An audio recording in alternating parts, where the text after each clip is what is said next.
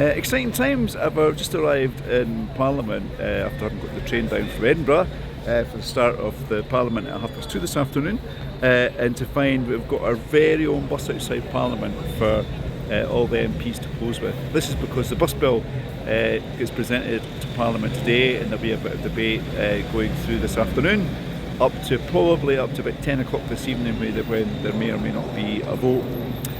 So this bill is incredibly important because it's going to give local authorities right across England the power to franchise bus services and even bring them into public ownership if that's what they want to do.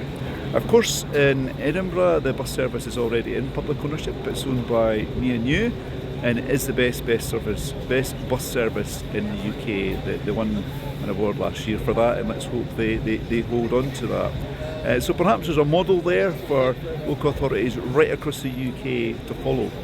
Of course, thanks to Colin Smith MSP, local authorities in Scotland already have the power to franchise and bring bus services into public ownership.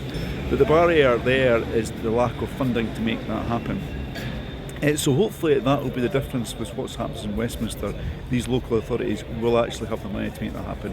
So I think there's £1 billion worth of money coming with the government's ambitions around bus services. Quite incredible amount of money, and let's hope that's also about making buses more accessible, particularly people with disabilities, and also about giving them greater priorities and move through our towns and cities. Incredibly important.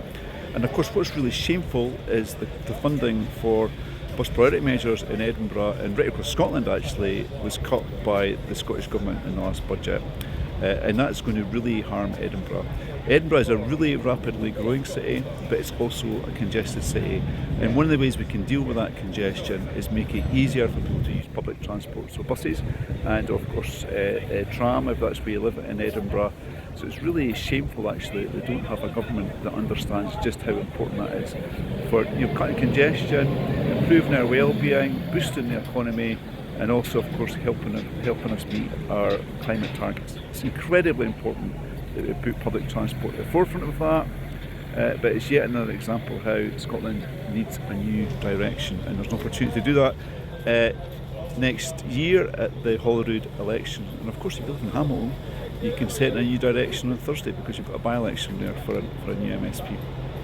Okay, what have you doing? Hope you're having a great day. It's a lovely day here. It's a little bit warmer than it was when I left Edinburgh. Let's hope Edinburgh's also warmed up as well. Okay, have a great day. Bye for now.